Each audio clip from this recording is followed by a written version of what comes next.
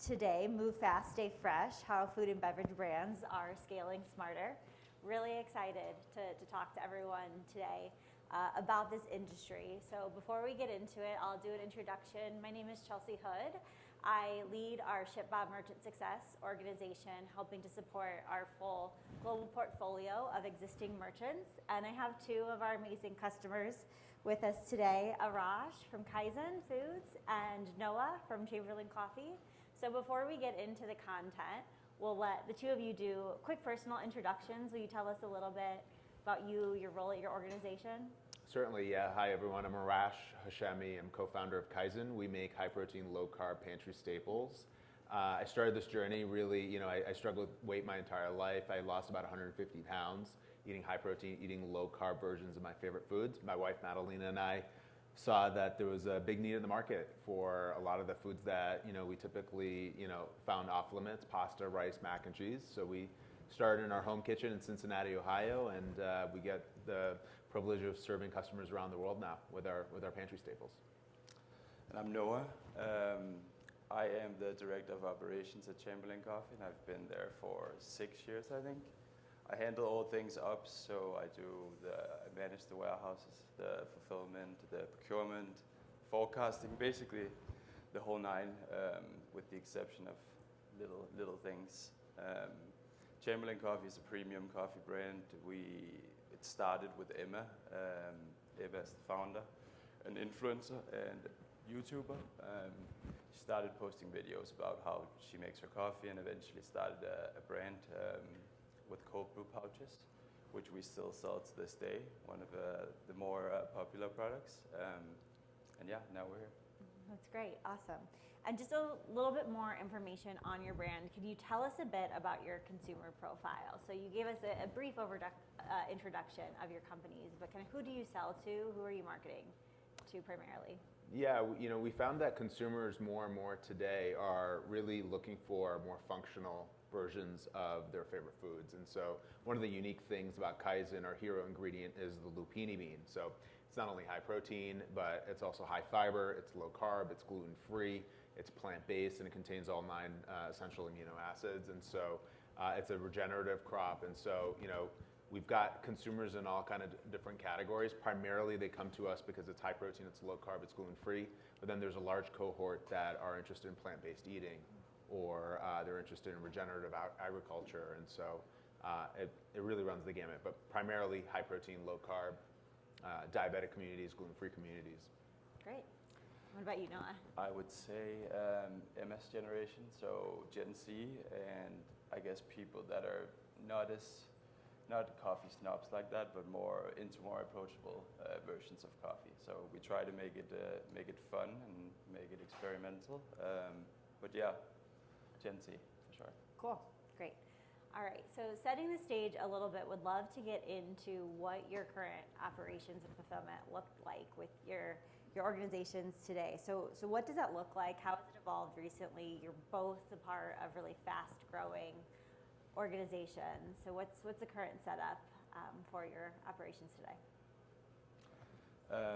We started as an online brand, so it's grown immensely.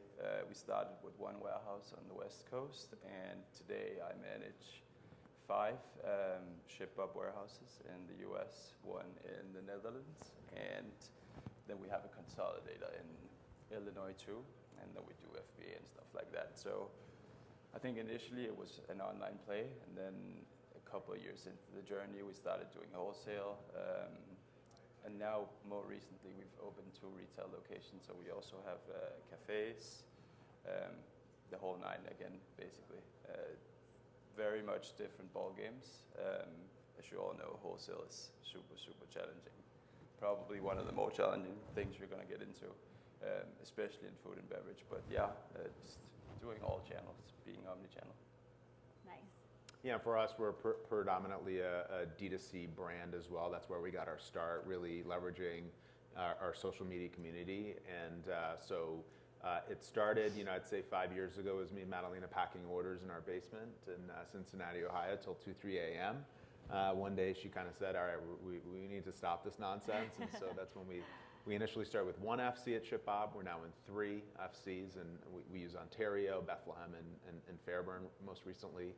And similar to you, we're in we do FBA, and then we're getting into retail this year. So we just had our first retail launch back in February. We're launching in Vitamin Shop nationwide this month, and so we're becoming a more omni-channel brand. Very exciting. Congratulations on that. Thank That's you. great. Awesome.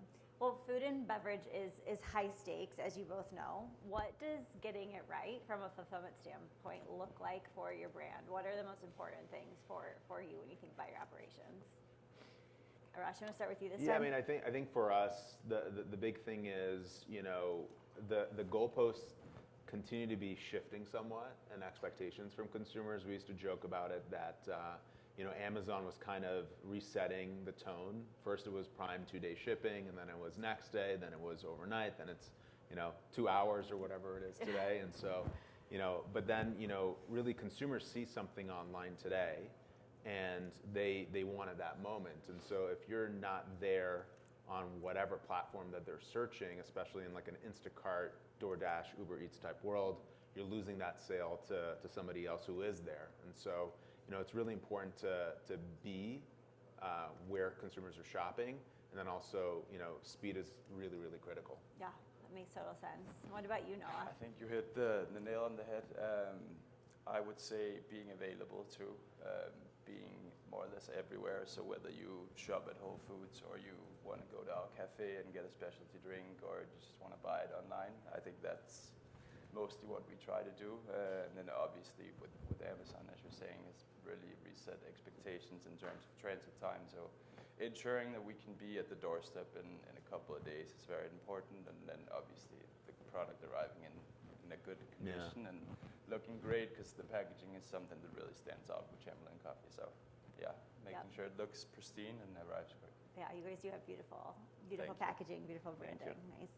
Well, so you both talked about obviously speed to consumer, meeting your consumer where they're at is being really critical for you when you think about fulfillment. But food and beverage has all these additional constraints. You have temperature control, shelf life. What are the things that have caused challenges in your operations as you've evolved and grown? Can you talk a little bit about where you've run into some of those hiccups and maybe how you worked to solve them with your companies? Yeah, I mean, for sure. I'm sure there are no Depends on the day. You're going to find out when you go into wholesale. I would say shelf life is a massive constraint. Most of the wholesalers you work with are going to ask for 75%. So you more or less need to get it out the door as soon as it's ready. So I think that is super, super challenging, especially in wholesale. It's also challenging for D2C, because you obviously always want to deliver coffee that's freshly roasted, right? So definitely shelf life. I'd say similar for us. We were spoiled for a little while. Our first flagship product was pasta and then rice, and then we branched into mac and cheese, just given consumer requests for it. And that reduced our shelf life by about 50% because of the dairy packets. And we use a premium cheese, and it's non-GMO, it's high protein, it's low carb, and so we actually have to use a different co-packer we buy the cheese powder, which has a 1-year shelf life, and then we've got to send it to another co-packer that actually puts it in the packets.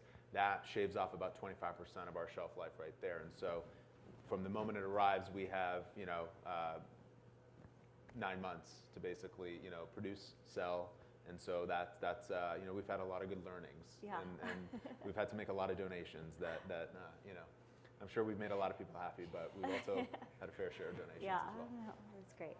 So that's a great segue into kind of the next area I wanted to talk to you both about. Just how do you think about inventory positioning? Obviously, again, lots of learnings along the way, mistakes where you didn't get it right. But given that your products don't have this infinite shelf life, how do you kind of work through the strategy for setting your brands up for success there?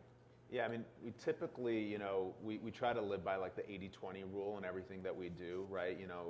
Nothing can really be perfect.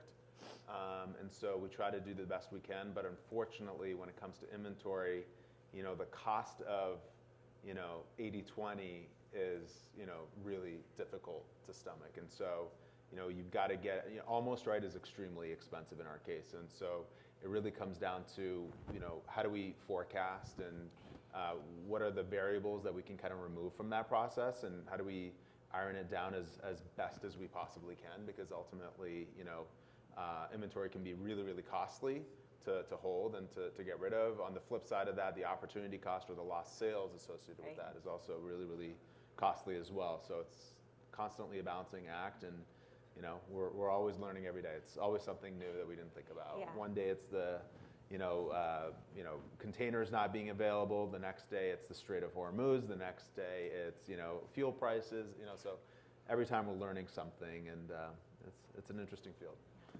What about you, Noah? I think we have different appetites for different channels. So whether it be online or wholesale, we try to hold little.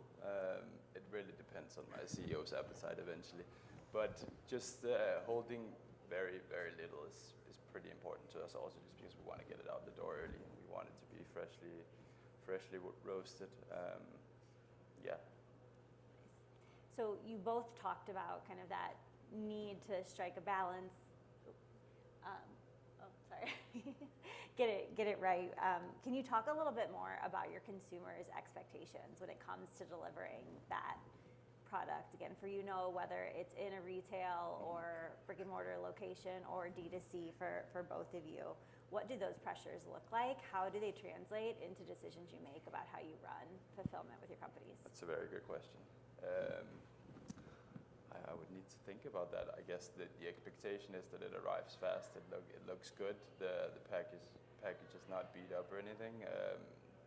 We obviously rely on you guys to do that, and luckily we haven't had many issues with it. So I think just doing it fast, making sure it's in good condition, making sure the quality is there is definitely the expectation of our consumers. Yeah, there's a sense of immediacy. I'm finding, we get customer service emails when something is not delivered the next day, and so our sync time between Shopify and ShipBob is 6 hours, just because we want to catch any errors, or there's modifications all the time. But we actually get customer service emails if something's not delivered within 1 or 2 days, and so I think people want it fast. People want it, available, fast, and in good shape. And I think it goes for both of our products. Food is incredibly personal to people, and so when something arrives damaged, dinged, it doesn't look perfect, that's a reflection of our brand as well. And so you don't get a second opportunity to make that first impression, and there's nothing more personal than food for people. And so we hold, I'm sure Hannah, our wonderful merchant success manager, we really try to hold a high bar there, because the customers are holding a high bar for us. Yep, no, makes total sense. So shifting gears a little bit, we talked at the beginning about just your omni-channel strategies. Arash, Kaizen's going into retail for the first time this year. You guys have been kind of playing in different channels for a while at Chamberlain. They feel like separate strategies. Very different business considerations, but how do you think about kind of converging your strategy across, an omni-channel business versus where there might be similarities? Again, good question. No, you in want to my start head, there? They're two so vastly different concepts, doing wholesale and doing online. I think the strategy is super different in terms of how much inventory you want to hold. Because there's so much cyclicality in it, as opposed to D2C is pretty predictable. You can forecast it pretty easily, but wholesale literally can just go like this. 1 month you're making, I don't know, a lot of money. The other month you're sitting there wondering what the hell's going on. So I think they don't really converge to me that much. I think there's an aspect of packaging and making sure they're somewhat interchangeable, that you can pivot. And I think that's one of the cases, but it's two very different worlds in my head. Okay, got it.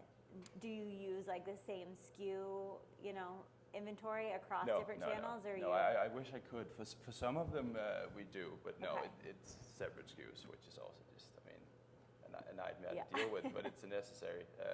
Sometimes you'll have 4 SKUs for the same individual good, just to accommodate all channels, and that's just the ball game. Can't really do anything else. But very different, I think, the two things.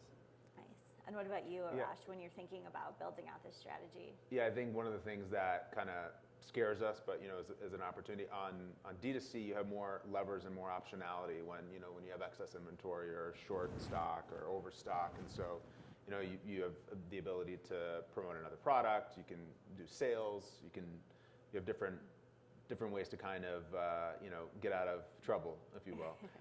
With retail, that obviously changes quite a bit. Right. But I think on the flip side, there is a lot of a convergence from a marketing perspective, in the sense that when I think the flywheel of kind of getting discovered is really online now, and so people see you online. Maybe they don't want to wait for something, so they go to Instacart and they quickly search, or they go whatever app of choice is, and so you almost, from that standpoint, it's very it's converging as tight as it can get. Yep. Operationally, I think there's there's certainly differences. Different considerations, yep.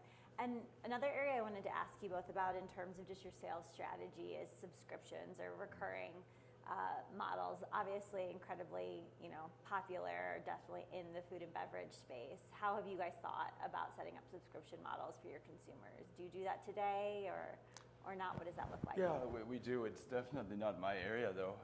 But yes, you can subscribe on our website. You can get it in different times. You can get different quantities.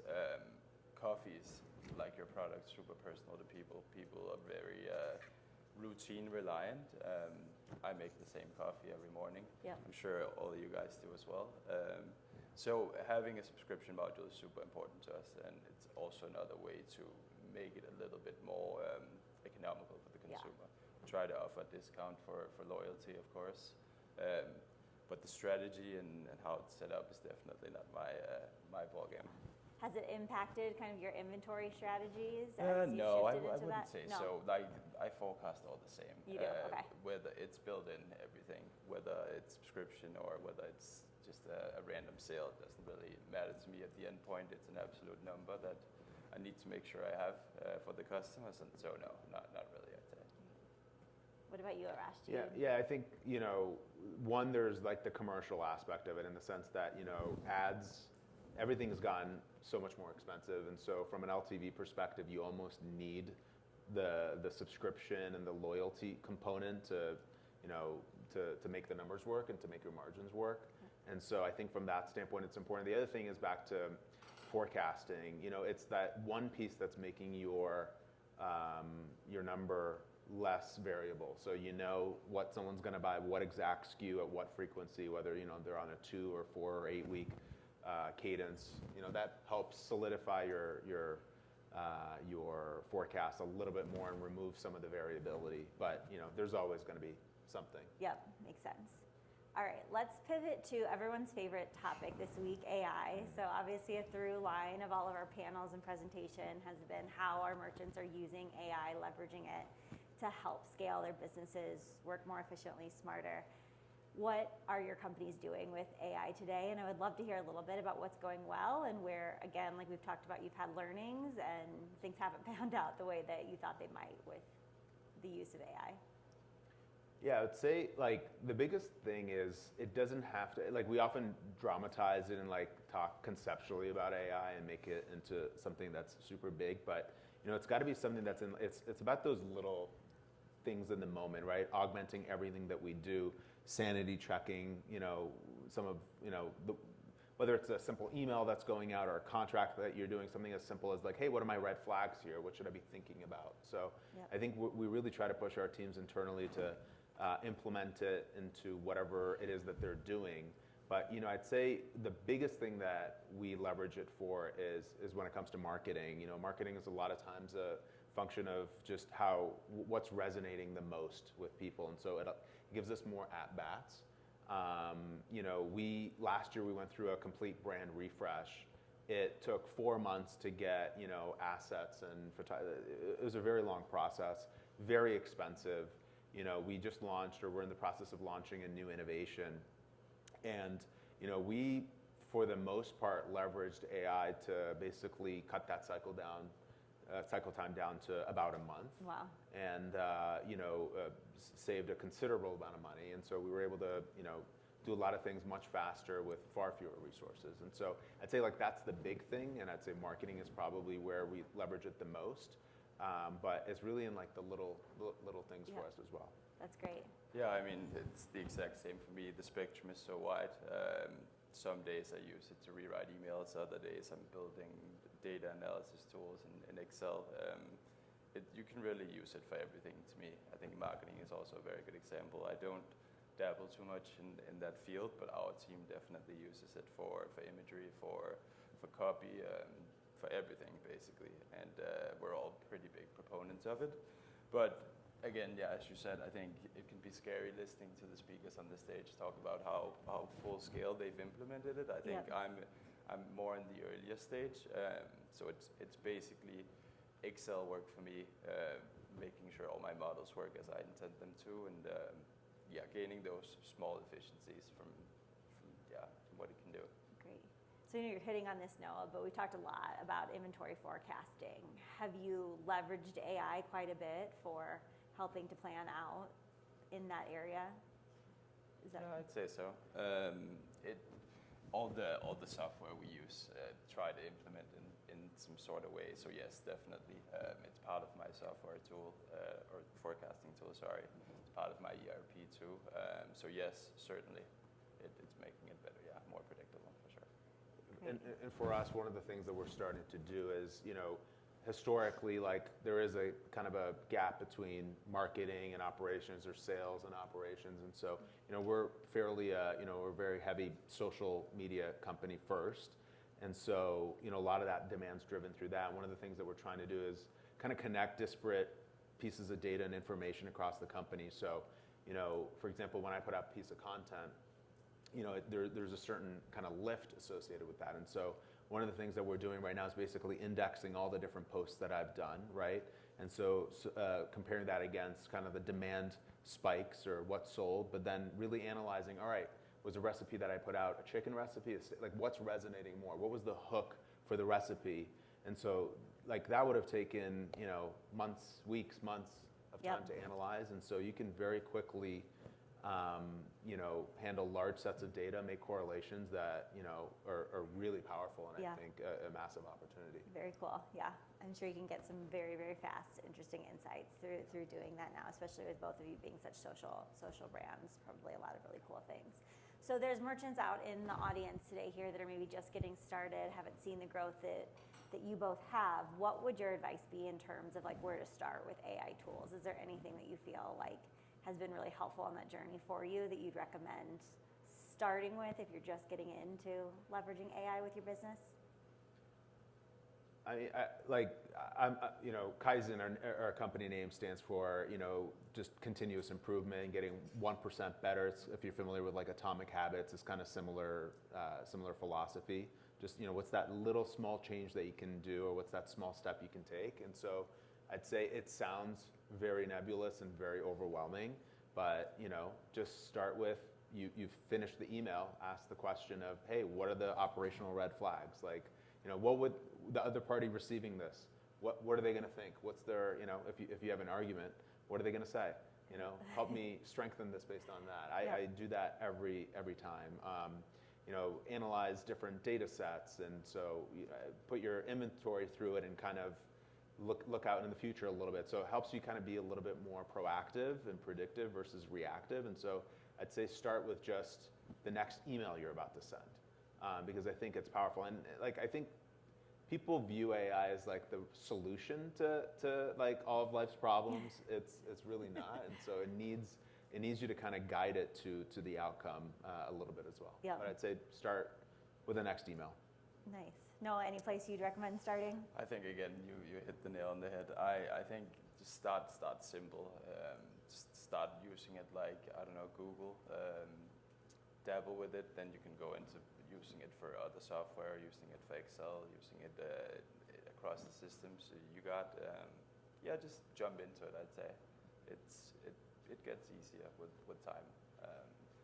And as you said, I would also like to add that it's definitely not like a certain replacement. If you don't prompt it well, you're gonna get outcomes that you don't really want. So it's definitely like a big art form, learning how to prompt the system. Yeah, makes total sense. And I'd say there's a lot of resources as well. Like, we all scroll, I'm sure, at night or whatever. Like, just take 10, 15 minutes to like reset your algorithm a little bit by searching for, some of the use cases. There's a ridiculous amount of incredibly insightful tools and influencers actually now, whether it's Claude or Gemini or whatever the tools may be, that, have very digestible pieces of content that you can, really, pique your curiosity very quickly and be very impactful on whether that's TikTok or Instagram or wherever it may be. Any favorite resources or accounts you want to shout out here for I those? don't have the guy's name right off the bat, but I'll share it with you and we can share it with everybody. We can share it out with everyone. Yeah. Awesome. There's a lot of generous people. Yeah. It is. I'm a big fan. There's a podcast, AI Daily Brief. AI It's Daily. like a 10-minute snapshot of what you should Digestible. be focused. Exactly. So yeah, great tip. Cool. Well, as we wrap here, we'll get into maybe just some quick closing lightning round questions for you both. Would love to hear if you could fix one thing about the food and beverage fulfillment ecosystem that's outside of your control today, what would it be? Like, what's the biggest challenge that you wish you could wave a magic wand and resolve? I think the power balance between merchants such as us and the wholesaler is or the distributor is pretty skewed in their favor. So I think putting some of the power back in our hands is definitely something I would like to see. Sometimes when you deal with a distributor, it almost feels like it's like a consignment agreement. You sell something to them thinking you're cashing in, the check is on the way, and the next day they're like, I sold 5 units, take it all back. So some of that, I'd love to see the power balance be a little bit more in our favor. Yep, makes sense. I'd say in the D2C world, Amazon, speed, like 1 to 2 day delivery, but at economic prices. Yeah. More economical prices. That makes sense. All right, next one. What's a bet you're making right now within your space? What do you feel like is going to be the future that you want to invest in, make sure you're cutting edge on when it comes to operations within your organizations? Good question. Before you said operations, I was going to say our Or cafes. anything, yeah. Feel free. Our retail locations are something that's really been successful for us. So I think that's a big play that we're making right now. We have 2 now. Started with 1 a year ago. Just opened 1 in May. And continuing to grow that footprint is definitely a priority. And those are based in the U.S.? Yes, so we have 1, if you're in LA, we have 1 in Century City, and we have 1 in Venice, and we might have some more. You might have some announcements see. soon. We'll see, yeah. Amazing. I'd say, for us, it's product as well, which I think will naturally flow to ops, but people want more functional versions of their favorite foods, their pantry staples, and so we're spending a lot of time innovating new products that help them get more protein, more fiber. Great. Awesome. All right, final question from me before we turn it over to the audience. Again, we've got a lot of other merchants in the audience, maybe at different stages of growth. What's a piece of advice you'd give another customer or prospect that's with us today that's just getting started in the food and beverage category? I think start slow. Don't jump into the biggest of opportunities without being ready for it, because it can definitely really go wrong. So start slow and get it right initially, and then when you're ready, you can start expanding to other channels or other markets. I think it's very easy to get caught up in, like, you get dollar signs in your eyes, and you chase an opportunity that isn't necessarily something you're ready for. So just starting slow, I would say. Yeah, I'd say inventory management. We've learned this the hard way. Having inventory in the wrong places is probably worse than having no inventory at all. Cash is king. I'm sure everyone's heard that before, and so it's amazing what too much inventory can do to a business. It can really be suffocating. Very familiar with that. Yeah. Learnings from both of you on that part. Well, thank you both for answering all those questions. We can turn it over to the audience. We've got about 5 minutes left. I know we're holding you back between us and lunch, but would love to hear if there's questions for Arash or Noah from this group. Oh, we got a couple. Awesome. I think it was just a function of what the product actually was. I'd love nothing more than for something to be, tear open and just heat, because I think you remove a lot of that product variability by customer and how it's prepared. But I don't think we set out to like extract water in any way, if that answers your question.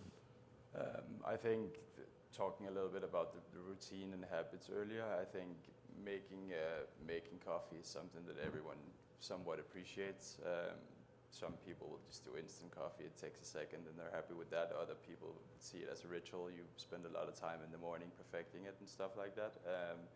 So yeah, by design for people's habits, we've also dabbled in RTDs, but it's an extremely competitive ballgame. So yeah. So our initial launch was we created a high protein, low carb pasta in our home kitchen. We thought we were the smartest people in the world. Then we got into the co-packer and then spent the next 9 months and all the money that we had saved up trying to get our formulation come out of the machine. And so what we created at home wasn't necessarily commercially scalable the way we had intended. But that was in early 2019. We took a pause. We went back to the drawing board, and so we invested a lot of time in that R&D. And so, I think a good learning there was, bring on the right experts and the support. We were really adamant about doing things ourselves, but we would have saved a lot. And we initially didn't have that R&D support because we thought it was expensive. But I think we learned that we probably paid significantly more by not having that support earlier on. Yeah, I'd say like today, we went D2C first, so it's a little bit different. We intentionally wanted to keep it online and be kind of selling directly so we can continuously improve the product, the packaging. And so I think right now it's really about proving velocities. So we've gotten to a handful of retail locations that we've prioritized, or retailers. And so to kind of unlock those next retailers, it's about proving velocity and how we can actually activate our audience to show up, because ultimately that's what's really, really attractive to the retailers. They want new traffic, for both of our companies as a social first brand. It's really about, what sort of value and traffic are we driving. And so they want to not only see those velocities, but also the type of activations that we're doing to move volume. I think, again, start slow, get a couple of products right, see how it goes. And then I think, that's the most important part. It's R&D is very expensive, and it takes up a lot of time. So just putting a lot of effort into ensuring you make 5, 6 very good SKUs for the customers, super important to us. We've definitely been in periods where it felt like we're launching a product every week, and it's stressful in so many ways. So I would start slow and just make sure you really nail the key part of your assortment. Milestones, that's a very good question. I think being an ops person, I look at orders, whether it be 100,000, 500,000. That's what I look at. And now, obviously, with the cafes, I'm sure I'm going to be talking to Gus when we open the 5th one, or the 10th one, or the 15th one. Yeah. Our pasta and rice have a 2-year shelf life. Our mac and cheese has a 1-year shelf life, but the cheese packet, and that's driven by the cheese packet, not the pasta.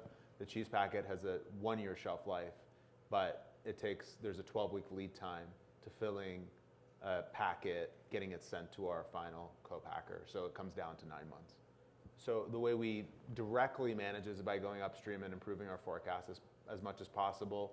When we launched the mac and cheese, the business was growing about 3x a year. And so our initial order was, we're going to continue to grow at this rate. And so, we kind of went over our skis a little bit in terms of how much we were producing. So at the very first lever is just going upstream as much as possible and tightening our forecasting. But when it's within the ShipBob kind of network, it's really having expired. We've been working with Hannah on reporting that lets us know where product is. I think the challenge for us also is, we have products at 3 different FCs, but the lot codes in one FC may be different than the lot codes in another one, than they almost always certainly are. And so, you've just got to be proactive and have the right reporting, and pretty much, let's say 3 months in advance, flag it. Hey, I've got this issue, so do I want to offer discounts, mystery gift items, free gift with purchase, things like that. But those are our 2 levers today. upstream forecasting and then reporting, at certain kind of cadences to make sure that we isolate and, Yeah, definitely something we can deep dive with you or other merchants that are kind of working through some of those challenges through different dashboard reporting. We have lots of ways to manage that. So, yeah, cool. Awesome. Well, I know we're over time. Thank you all so much for joining. Thank you to Noah and Arash for speaking to us Thanks for having today. us. Thank you. Great job. Good Thanks, chat. everybody.